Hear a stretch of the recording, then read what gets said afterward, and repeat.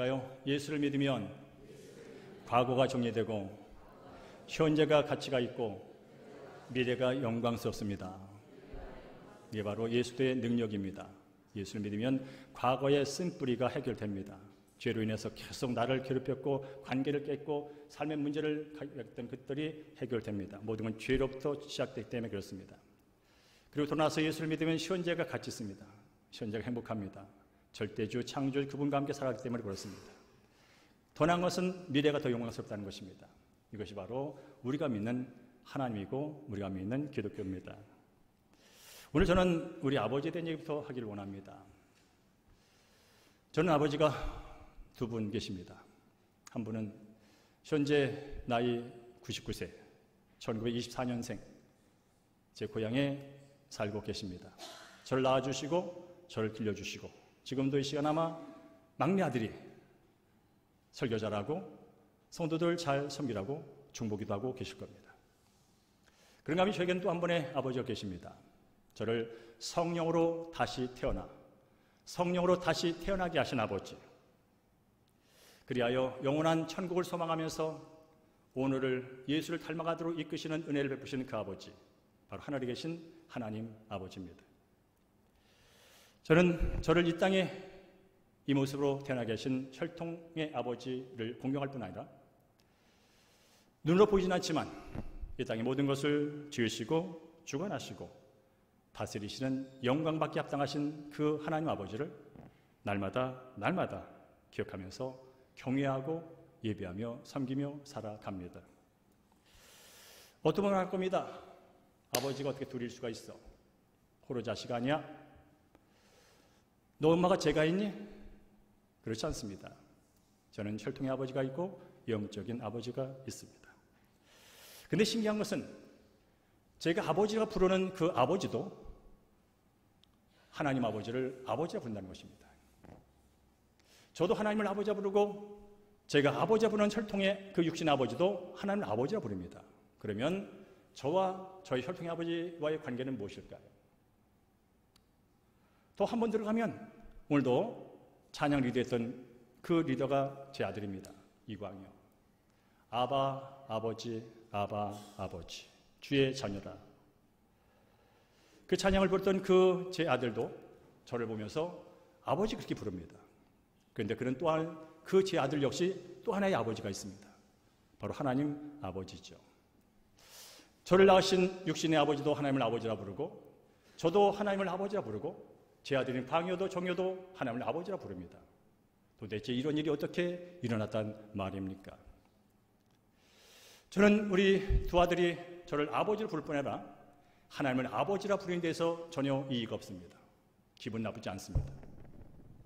아마 여러분께서 누군가 나를 아버지로 부를 뿐 아니라 내가 난 자식이 분명한데 나를 아버지 부르다 또 다른 어떤 남자를 아버지 부른다면 기분이 상당히 나쁠 겁니다. 말도 안 되는 짓을 하고 있기 때문에 그렇죠. 근데 저는 저 아닌 하나님에 계신 아버지를 부른 우리 두 아들이 너무나 고맙습니다. 저는 두 아들이 저보다 더 친하기보다 하나님과 더 친하기를 정말 원합니다. 저는 두 아들이 저에게 잘하기보다 하나님 아버지께 잘하기를 정말 원합니다. 그 점에서는 저는 서운하지 않을 겁니다. 왜냐하면 저는 내 몸으로 낳긴 했지만 내가 아버지가 부르는 그 아버지가 내 아들들에게 하는 것에 대해서 저는 아무것도 할 수 없는 그런 존재예요. 어쩌면 지금 남은 시간 동안 제가 두 아들에게 줄 수 있는 건 없습니다. 재산도 없고 별거 없습니다. 특별히 성품적으로도 줄 게 없어요. 인격적으로 줄 게 없어요.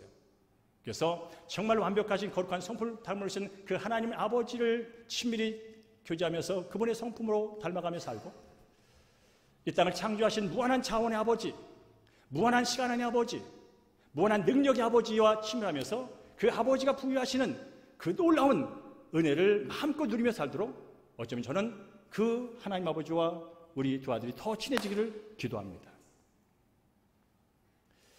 왜 이런 일이 벌어졌을까요? 이런 일이 일어났을까요? 그 이유는 예수 믿고 구원받은 사람은 누구나 하나님의 아들로 입양되어 하나님의 자녀가 되기 때문에 그렇습니다. 그것이 나를 낳은 육신의 아버지든 이 자리에 서 있는 저든 제가 낳은 아들이든 누구든지 예수를 그리스도로 믿고 구원받은 백성은 하나님의 아들이라 양자라 여겨서 영원히 그분의 자녀로 영생 복락을 누리게 되기 때문에 그렇습니다. 그것이 바로 오늘 15절에 보면 그렇게 써 있습니다. 양자의 영을 받아 하나님을 아빠, 아버지라 부르니라 하고 되어 있습니다. 양자의 영을 받아. 그게 뭐냐면 제가 하나님을 만족시켜서 하나님의 자녀가 되지 않은 겁니다. 제가 특별하게 잘나서 하나님이 너를 내 양자 삼아주겠다고 뭔가 나의 행위를 보고 나를 하나님의 자녀 삼아준 게 아닙니다. 양자의 영이 임함으로 성령이 임함으로 2000년에 이 땅에 오신 예수의 십자가와 부활의 사건을 믿게 하시고 내가 하나님을 믿지 않는 게 정말 죄구나, 무슨 교통법규 하나 안 어기고 남한테 거짓말 안 하고 그런 건 죄 열매구나, 나는 근본적으로 이 열매를 맺고 있는 뿌리를 갖고 있는 죄의 자식이구나, 이걸 깨달아서 하나님, 내가 남보다 윤리적이라고, 남보다 도덕적이라고, 남보다 또 좀 더 나은 의식을 가졌다고 비난하고 정죄하고 별짓 다 했던 나, 이게 죄입니다. 내 의를 드러내면서 살았던 이 죄를 아주 처절하게 회개합니다 하는 그 영이 내게 와서 그분 앞에 무릎 꿇고 용서해 주십시오. 그런 과정을 통하여 하나님을 아빠, 아버지라 부르는 그 입양의 과정, 그래야 하나님의 자녀가 됐다면 이 자리는 저나 우리 사랑하는 성도 모두가 하나님의 자녀일진데, 하나님의 아들일진데, 하나님의 딸일진데, 그것은 전적으로 예수의 보혈의 피, 예수의 십자가의 은혜, 하나님의 무한한 사랑에 근거하여 된 것이기에 우리는 오늘도 감사하며 감격하며 예배를 드릴 수 있는 것입니다. 그렇습니다. 우리는 본질상 진노의 자녀, 하나님과 원수 관계에 있던 자들입니다. 하나님 없이 내가 하나님 됐다고 주장했고 교만을 떨던 인생들입니다.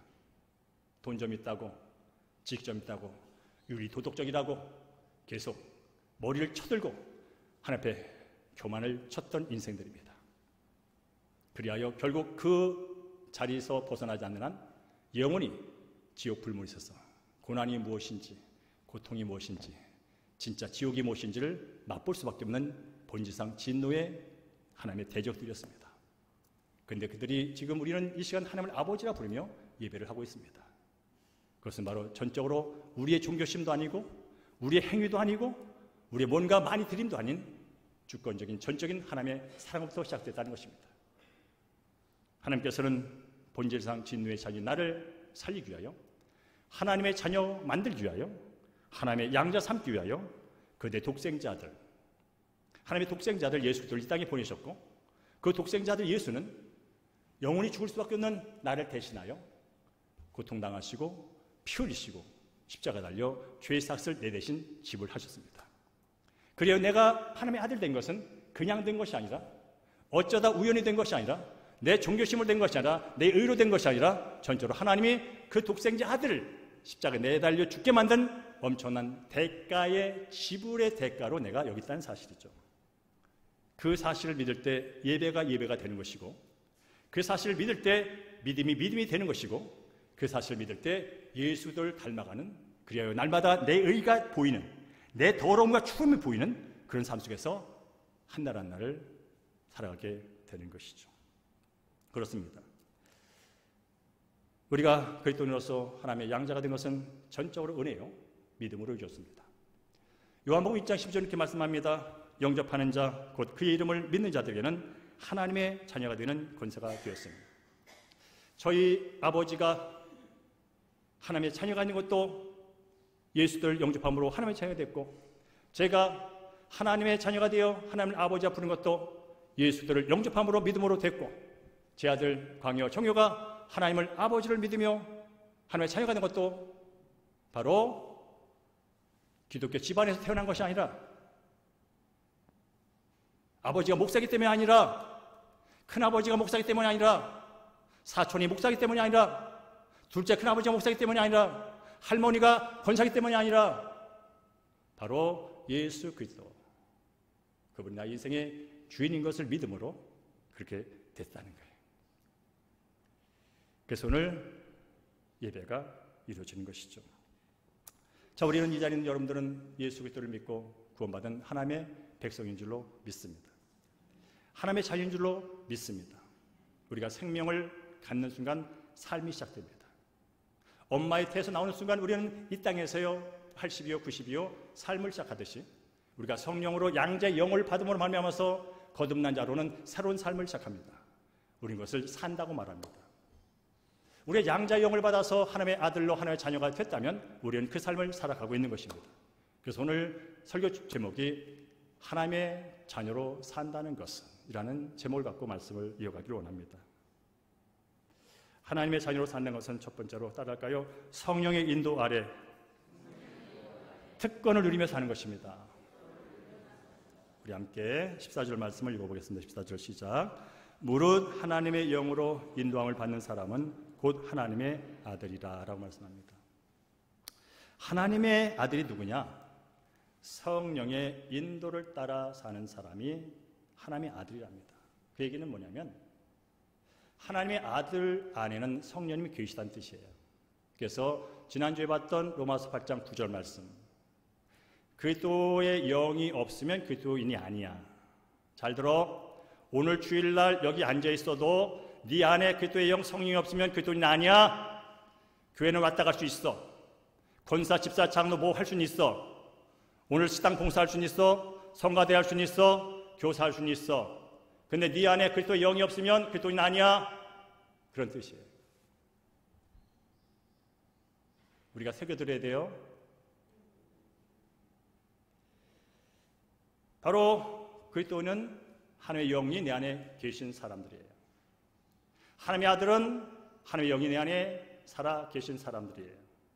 근데 그 영은 성령, 거룩한 영, 그리스도의 영, 하나님의 영 그렇게 부릅니다. 성령은 없는 것을 있게 하시는, 죽은 것을 살리시는 창조의 영이십니다. 그리하여 성령은 없던 무에서 유를 창조하시는 능력의 영이십니다. 성령은 죽은 걸 살립니다.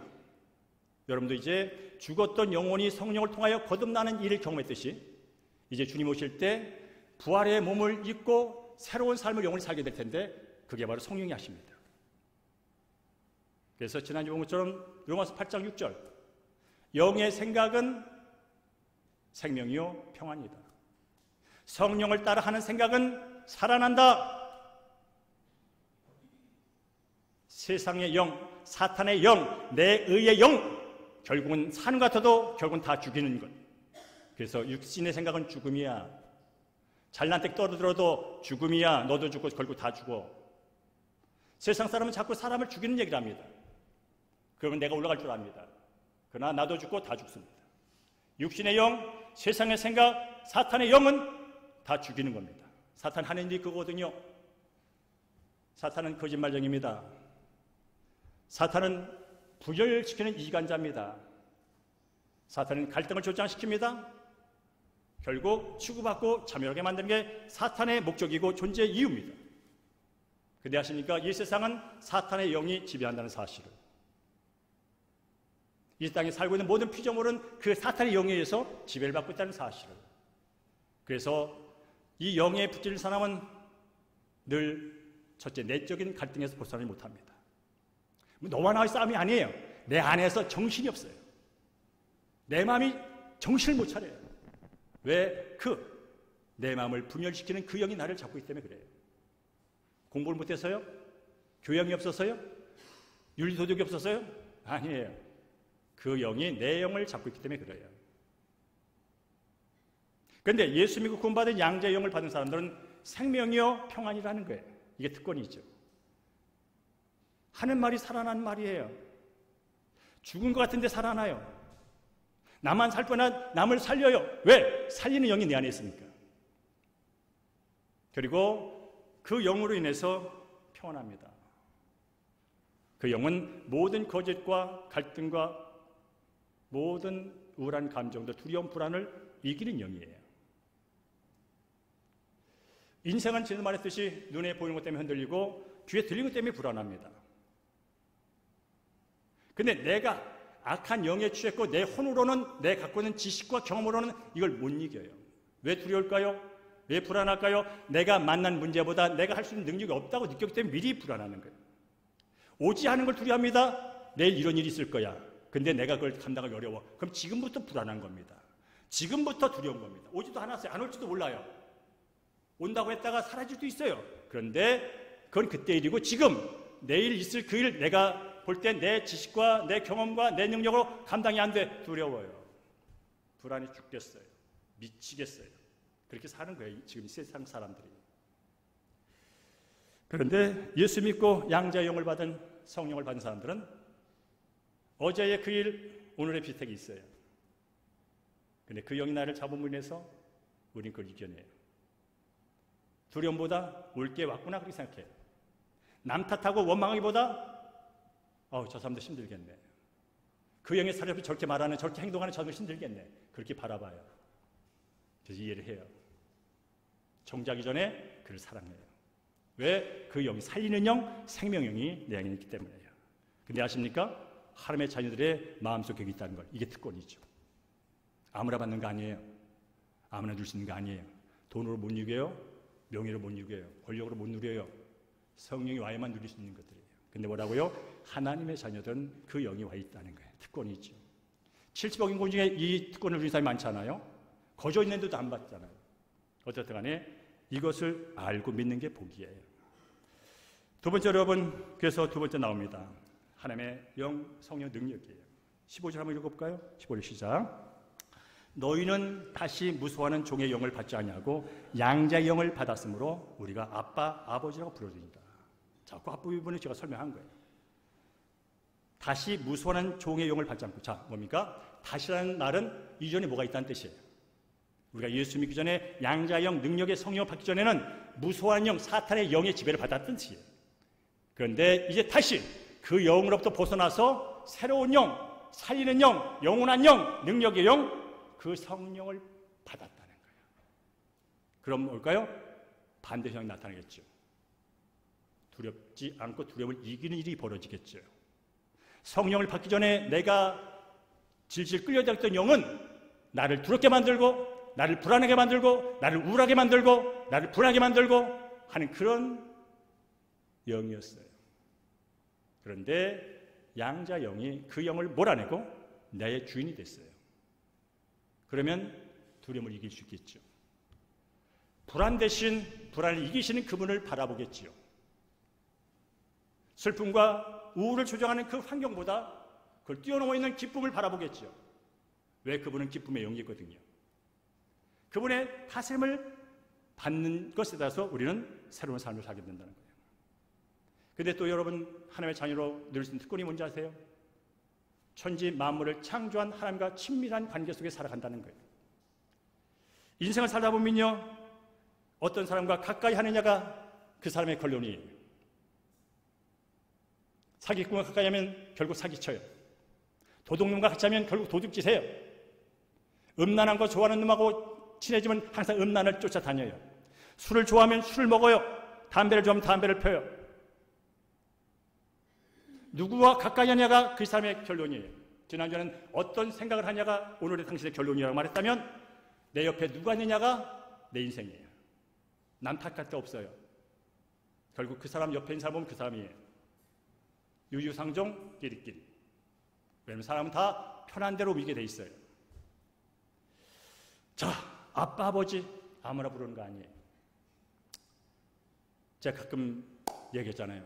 청와대에 가서 5급, 6급 비서관 명함 하나 갖고 와가지고, 청와대 말단 직원 명함 하나 갖고 와가지고, 나 이 사람 안다? 그러고 앉았잖아요, 여러분. 나 이 사람 가까워? 그러고 앉았다고, 여러분. 근데 우리는 누구와 친하냐면, 천지 만물을 창조하신 절대 주권을 가지신 만왕의 왕! 그분과 날마다 가까이 친밀한 관계를 갖고 살아요. 어떻게? 아빠 그렇게. 아버지도 아니에요. 아버지는 뭔가 권위가 동반돼 있어요. 아버지의 단에는 뭔가 위치와 질서와 권위가 동반된 단어가 아버지예요. 반면에 아빠는 바로 5살 먹은 아이가 아버지에게 첫 짧은 소리로 아빠, 아빠, 아빠 아주 격없이 다가가서 교제할 수 있고 부를 수 있고 함께 할 수 있는 단어가 아빠라는 단어예요. 이게 아람어예요. 이 단어는 그래서 세계 공통어예요. 한국말만 아빠가 아니라 이게 다 아람어예요. 인도 사람도 아빠 그래요. 근데 이 아빠는 뭐라고요? 친하게. 누구하고 친해요? 천지 만물을 창조하신, 거룩하신, 사랑이 무한하신, 자비가 무한하신, 언제든지 와서 나를 품어주시며 이해하시며 용서하시며 나를 영원한 나라로 이끄시는 그 아버지, 그 하나님과 친밀하게 지낼 수 있다는 것. 이게 특권이죠. 여러분 청와대에 들어가는 거 특권이라니까요. 아무나 못 들어가요. 한번 들어가서 칼국수 먹고 나도 자랑질을 합니다. 청와대에 들어가서 칼국수 먹었다고.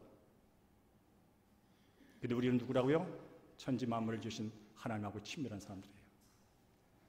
이건 돈을 낼 수 있는 게 아니에요. 이건 엄청난 거예요.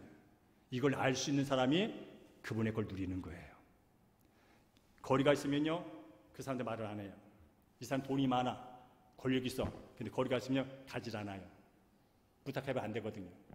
근데 그 친구가 친해 나오고, 근데 내가 요즘 어려워. 그럼 가요. 왜요? 친밀성 때문에 가는 거예요.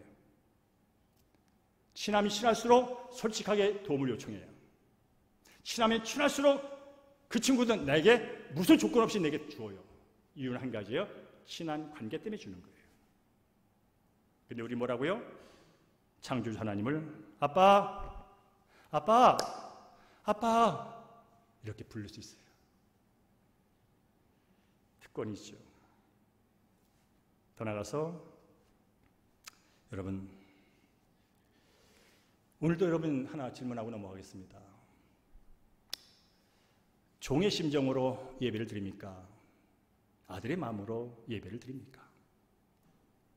종과 아들의 차이가 뭘까요? 종은 주인이 하라는 명령에 따라서 움직이는 자리에 있는 사람입니다. 주인이 명령한 것을 잘못하면 꾸중을 받고 육체적이든 경제적이든 고통을 당할 수 있는 자리입니다. 아니, 쫓겨날 수도 있는 자리가 종입니다. 그래서 종은 늘 불안합니다. 일을 해놓고도 불안합니다. 주인이 어떻게 평가할까? 또 잘못하고 쫓겨나는 건 아니야? 그래서 종의 삶은 늘 눈치를 봅니다. 종은 늘 눈치를 보며 일을 합니다. 종은요, 열심히 합니다. 쫓겨나지 않으려고. 그래서 열심히 해서 주인을 위하여 큰 소득을, 이익을 냅니다. 근데 주인은 종에게 칭찬하지 않습니다. 왜냐하면 마땅히 해야 할 일을 했기 때문에. 종이 큰일 했다고 명예를 주지 않습니다. 자리를 옮겨주지 않습니다. 그저 종일 뿐입니다. 그러나 아들은 다릅니다. 아들은 아버지의 사랑 안에서 존재합니다. 아버지를 위하여 뭔가 했을 때 잘못할 수 있습니다. 근데 아버지는 그 아들이 잘못했을 때 허허허 웃습니다. 살다 보면 그럴 수 있지 뭐. 그럴 수 있는 거야. 이것 말이다 이렇게 하는 거야. 이게 아들이 아버지부터 받을 수 있는 자리입니다. 아들이 뭔가 아버지에게 위해서 좋은 일을 많이 했습니다. 그러면 아버지는 기뻐하면서 그를 막 칭찬해주고 인정해주고 밖에 나가서 자랑을 합니다. 종이 한 것에 대해서는 자랑하지 않습니다. 그러나 자기 아들이 한 것에 대해서는요, 입이 10개라도 부족합니다. 그래서 늘 아들은 쫓겨날까 전전긍긍하면서 집에 들락날락하지 않습니다. 언제나 넘어졌을지라도 잘못했을지라도 다시 받아주시는 그 아버지, 그 신뢰관계 속에서 삶을 살아갑니다. 그래서 같은 집에 종은 이 방에 살고 아들은 이 방에서 사는데 삶의 질이 다릅니다. 사랑하는 성도 여러분, 우리는 죄와 사망의 법에서 생명의 성령의 법으로 해방된 자유를 얻은 하나님의 아들들입니다. 여러분은 지금까지 이 아들이 어떤 것인지, 아들과 하나님의 관계가 어떤 것인지 정말 아들로서 그분을 바라보며 아들로서 그분을 섬기며 아들로서 그분을 가까이 그분의 일을 담당해 오셨습니까?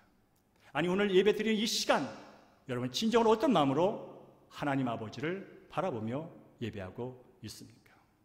혹시나 무서운 아버지로, 혹시나 지난주에 잘못한 것 때문에 또 나를 지옥 보내지 않을까, 그런 마음으로 예배를 드리고 있다면 그 마음은 잘못된 겁니다.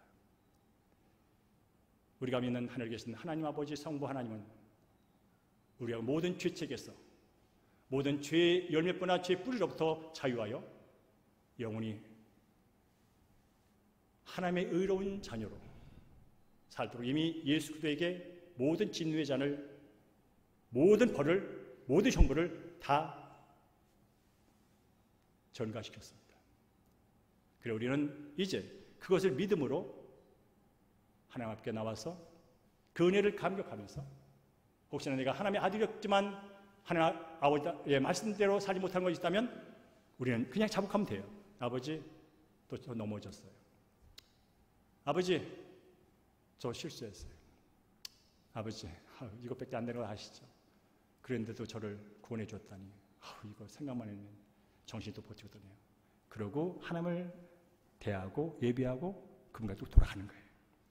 거기에 자유가 있는 거예요. 자, 특권 하나 더 하고 다음 얘기가 있습니다. 아들이 갖고 있는 특징 중에 하나가, 특권 중에 가장 중요한 게 뭐냐면요, 상속권이에요. 상속권. 그렇지 않습니까? 상속권은 그 아버지가 갖고 있는 모든 재산과 모든 걸 그냥 물려받는다는 뜻이에요. 자, 우리 함께 상속에 관련된 말씀을 함께 좀 읽어볼까요? 17절.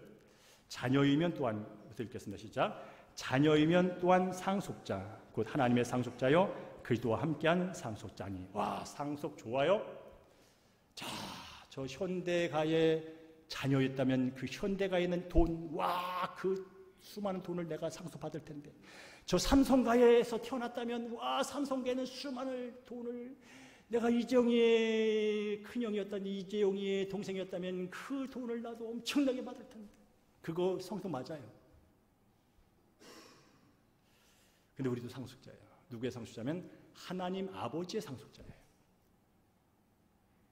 아무리 현대가가 돈이 많고 아무리 삼성가가 돈이 많다 해도 하나님 아버지만큼은 많지 않아요. 아무리 이 땅에 대통령이 권세를 가지고 있고 아무리 국회의원이 뭐 힘을 자랑한다는데도 하나님 아버지 갖고 있는 힘과 권력은 턱도 없어요. 근데 아십니까?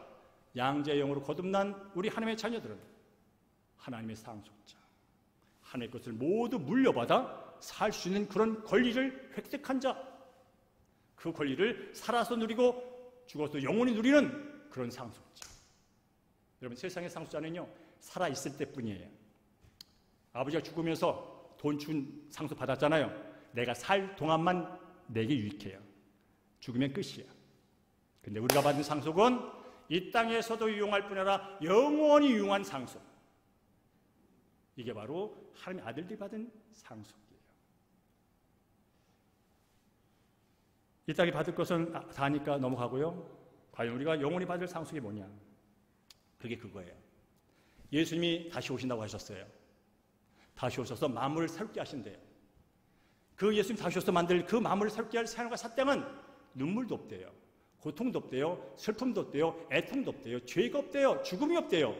그 나라를 누가 받아요? 저와 여러분 받는다는 거예요.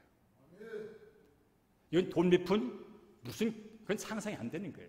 영원히 죄도 없고 갈등도 없고 우울도 없고 두려움도 없고 분도 없고 화도 없고 비교도 없고 조금 더 가졌다고 우쭐대고 조금 없다고 비굴한 그런 거 없는 그 세상, 그 세상을 내가 받는다는 거예요.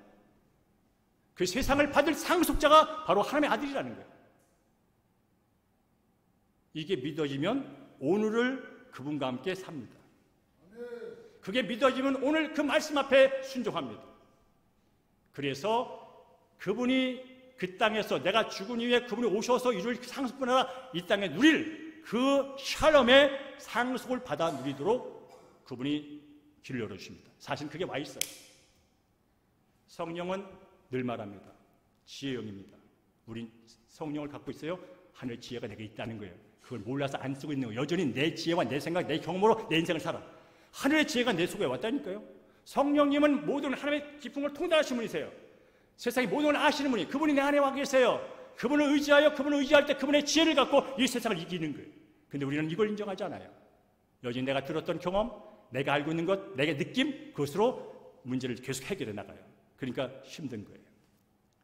그러니까 남을 잡아야 내가 좀 사는 것 좀 느껴지는 거예요. 이미 우리는 이 땅에서도 충분히 행복하게 살 수 있는 상속을 받았어요. 기쁨을 받았어요. 평강을 받았어요. 소망을 받았어요. 지혜를 받았어요. 인내를 받았어요. 절제도 받았어요. 온유도 받았어요. 충성도 받았어요. 어떻게 받았냐? 아냐고요? 그 자체신 그 생명 예수도 성령이 내 안에 계셔요.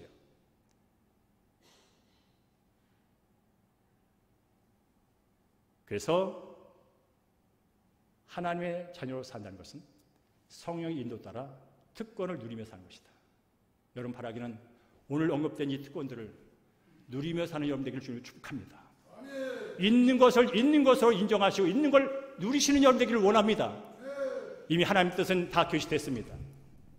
이미 하나님 뜻은 여기 있는 것마도 적용하여 행하기가 힘들 정도로 수많은 하나님 뜻이 여기 있습니다. 근데 우리는 이 뜻을 잃지 않고 자꾸 내가 원하는 뜻, 내가 만족하는 것, 그걸 자꾸 보여달래. 그걸 하나님 뜻이라고. 아니 여러분, 이미 충분히 여기 있는 것만 내가 하나 믿고 삶에 적용해도요 충분히 행복해질 수 있어요. 충분히 남을 섬기며 살 수 있어요. 이게 바로 하나님을 자녀 산다는 게 첫 번째. 두 번째로 따를까요? 고난을 견디고 이기며 사는 겁니다. 17절 후반부인데 우리가 그와 함께 있습니다. 시작. 우리와 그와 함께 영광을 받기 위하여 고난도 함께 받아야 할 것이다 라고 말합니다. 기분 나쁜 소리가 들려왔어요. 왜 고난도 고난이야? 이 정도 특권만 갖고 살면 되는데 왜 또 고난이야? 왜 고난도 왜 받아야 돼? 근데 고난을 받을 수밖에 없어요. 아직 우리가 육신을 갖고 사는 이 세상은 주님이 오시기까지는 여전히 악한 영의 악한 자기 처한 세상이에요. 여전히 하나님을 대적하고 에덴에 쫓겨난 상태에서 존재하고 돌아가는 세상이에요. 여전히 죄와 사망이 왕노릇하는 세상이에요. 그래서 내가 예수 믿고 새로운 피조물이 됐을지라도 내 주변 환경을 둘러싸고 있는 것은 나로 하여금 힘들게 만드는 환경들이에요. 그래서 그것과 싸워가야 하는 상황이에요. 그래서 고난과 고통을 피할 수는 없어요. 중요한 것은 견디고 이길 수 있다는 것이죠. 예수 믿었다고 여러분 다 바뀌던가요? 그리스도 안에 있으면 새로운 피조물이라 이전 건 지나갔으니 보라 새로운 것이다. 자, 신분은 변했어요. 죄 종에서 의의 종으로 신분이 변했어요. 그럼 여러분의 경제 문제가 해결됐던가요? 질병의 문제가 해결됐던가요? 깨진 관계가 회복되던가요?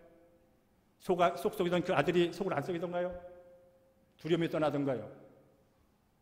여전히 주변을 둘러싸고 있어요. 고난의 요소들이 있죠.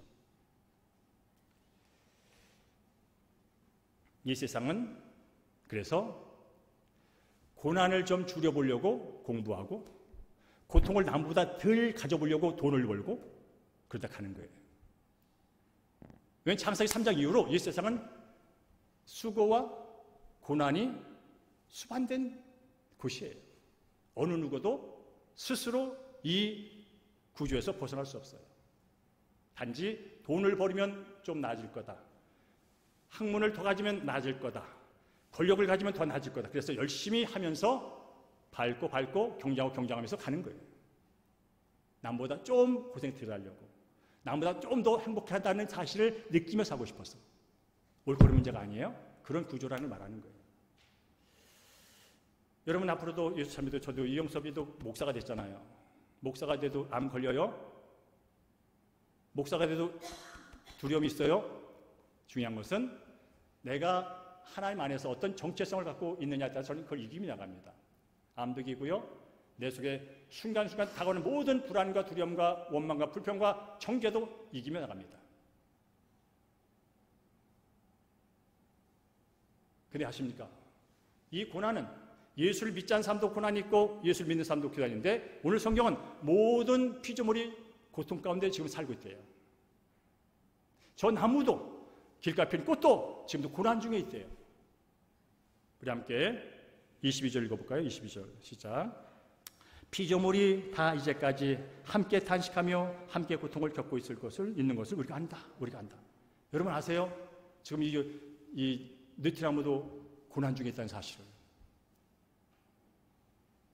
길가에 핀 민들레도 고난 가운데 있다는 사실을. 언제부터? 이제까지 언제부터가 있다는 것이 시점이 있다는 거죠.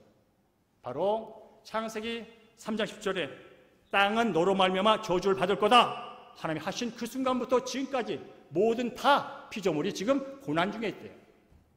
쉽게 하나 드릴게요. 제가 가끔 얘기하잖아요.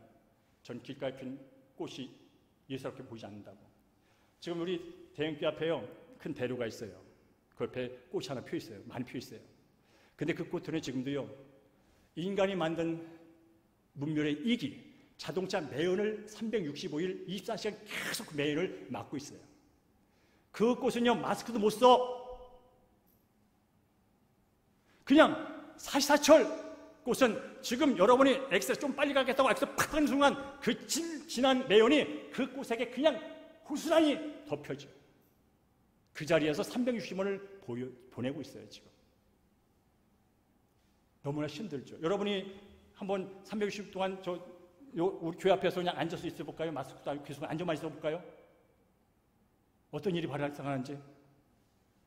그런데 지금 수많은 만물이 그런 상태에 살아가요. 인간의 잘 먹고 잘 살겠다는 탐욕에 의해서 나무는 잘려지고 동물은 학살되고 그로 인하여 이상기온, 이제 지구에 멸망한 이상기온 그곳으로 가까이 가고 있습니다. 코로나는 백신을 만들어 3년 동안 고생을 하지만 이길 수 있습니다.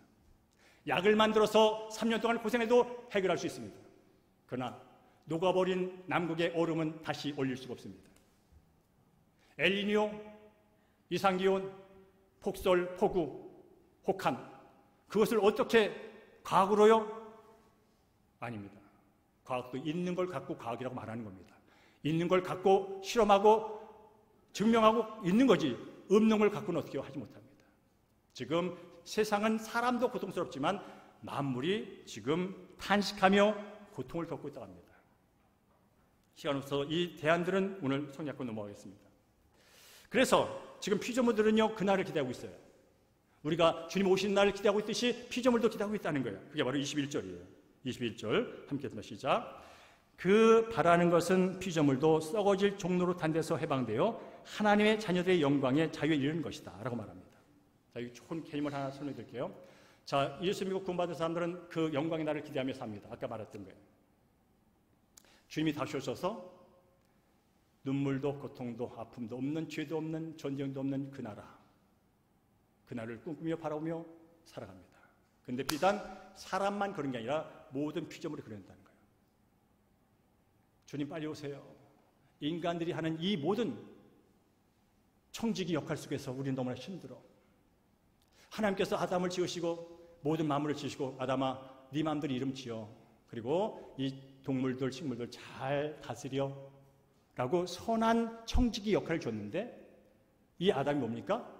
하나님 없이 내가 주인 되겠다고 뛰쳐나온 순간 그 다음부터는 하나님의 마음으로 꽃을 안 보고 하나님의 마음으로 나무를 안 보고 내가 더 잘 먹고 잘 살기 위한 그 방안으로 나무를 쳐다보고 그러니 쑥딱 잘라버리고 꽃을 쳐다보니 꺾어버리고 그런 이제 이런 다스림에서 벗어나서 정말 하나님이 처음 창조했던 그 세계로 처음 만들었던 그 청지기 아담의 성품을 가진 그 사람들 통해서 다스림 받고 싶은 그날을 기대한다는 거예요.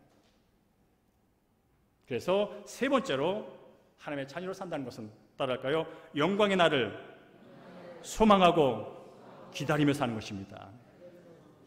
하나님의 자녀 산다는 것은요 이미 하나님이 주신 특권을 갖고 사는 것뿐 아니라 특권이 있지만 여전히 이 구조 속에 살면서 여러 가지 고통과 고난을 인내하며 이기며 견디며 극복해가는 삶일 뿐이 아니라 더 나아가서 그 영광스러운 그날을 바라보며 고대하며 사는 게 하나님의 자녀의 삶이라는 것이에요. 사랑하는 성도 여러분, 여러분 어떤 자녀의 삶을 삽니까?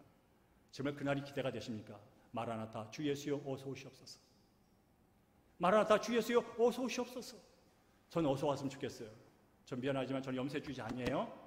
세상을 아주 안 좋게 보는 사람 아니에요. 근데 60평생 살아보니까요, 사실은 제 육체에 있어서 더 나을 게 없어요.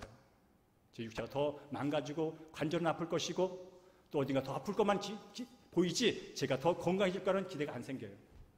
경험해 보니까. 근데 이게 실제로 그렇고 제 주변에 저보다 나이 많은 사람 보니까 온통 아프대.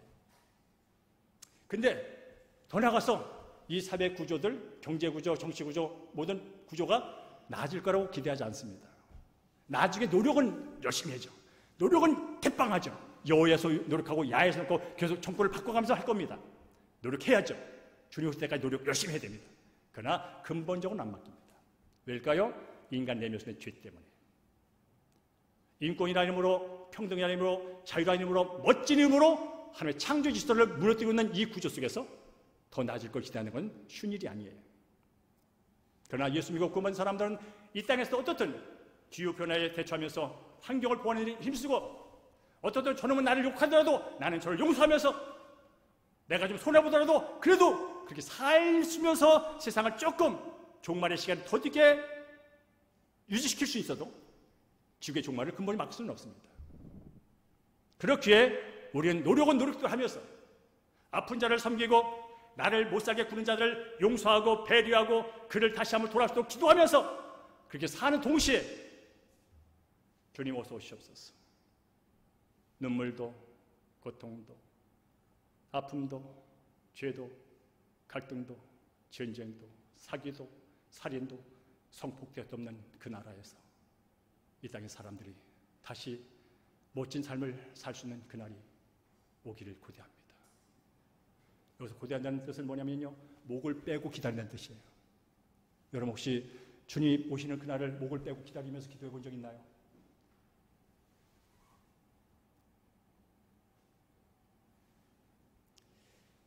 말씀을 마무리합니다. 성경을 말씀드리면서 여러분 좋은 얘기를 많이 듣기를 원할 거예요. 오늘도 복 받는 얘기, 잘 되는 얘기. 근데 성경 그런 얘기만 하지 않습니다. 진짜 하나님이 어떤 분인지, 하나님 앞에 서 있는 인간의 존재가 어떤 존재들인지 성경 말합니다. 과거만 얘기하지 않습니다. 현재만 얘기하지 않습니다. 영원한 미래를 얘기합니다. 그것을 예수 그리스도 안에서 성령의 도움을 받아서 그걸 바라보면서 순종하며 가는 게 하나님의 자녀를 산다는 것입니다.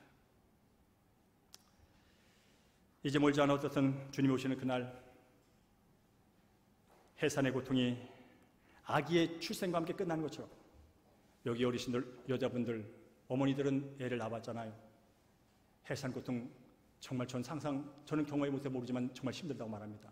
그러나 아기가 자궁을 통해 나오는 순간, 응애하는 순간 그 고통을 잊는 데잖아요. 그 고통이 있었던 건 사실이지만 애가 응애하는 그 기쁨을 위해서 잊어버린 데잖아요. 마찬가지로 지금 사는 것이 여러분 힘들 수 있어요. 전들 이렇게 말한다고 힘든 게 없을까요? 여기 있는 여러분들 다 각자 삶 보면 힘든 부분들이 다 있어요. 고난의 부분들이 있어요. 고통의 부분들이 있어요.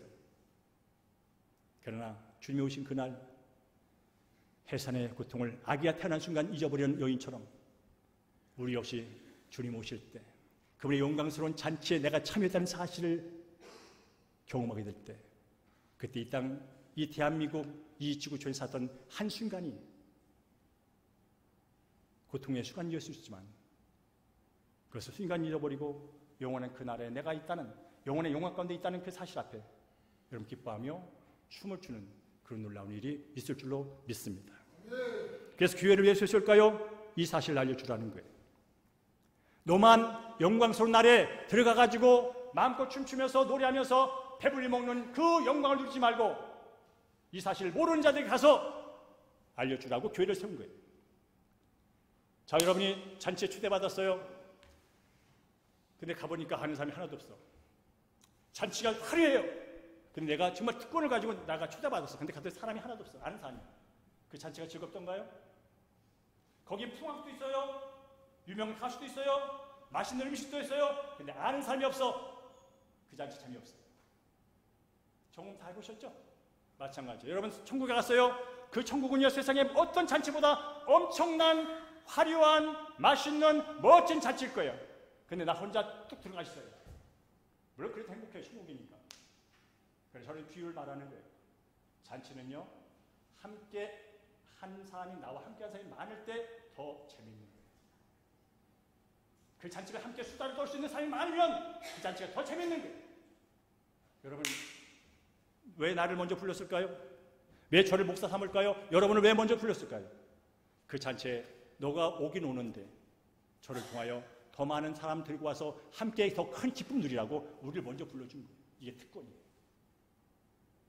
달랑 혼자 야 나는 그 위대한 잔치에 초대받아서 아이 기쁜지 몰라 하면서 혼자 즐겁게 하는 것도 축복받았지만 그러나 나와 함께 그 사실 모든 사람에 알려주고 그들의 손을 잡고 그 잔치에 들어가는 것은요 그냥 들어가는 순간부터 기분이 좋은 일이에요. 이게 바로 영광스러운 날에 우리가 맛볼 수 있는 기쁨이에요. 전 바라기는 우리 사랑하는 대형교회 성도님들이 이 기쁨의 날을 지금 영으로 바라보면서 오늘 여러분의 환경이 공부하면 열심히 공부하시고 사업이면 정직하게 열심히 하시고 직장인이면 정말 열심히 일하시면서 주의 영광을 위하여 이 땅에서 아름답게 쓰임 받으시고 그리고 여러분이 천국 갈 때 많은 사람과 함께 손잡고 들어가시면서 그 놀라운 잔치에 함께 기뻐하고 영광을 누리는 여러분 되기를 주의 이름으로 축복합니다.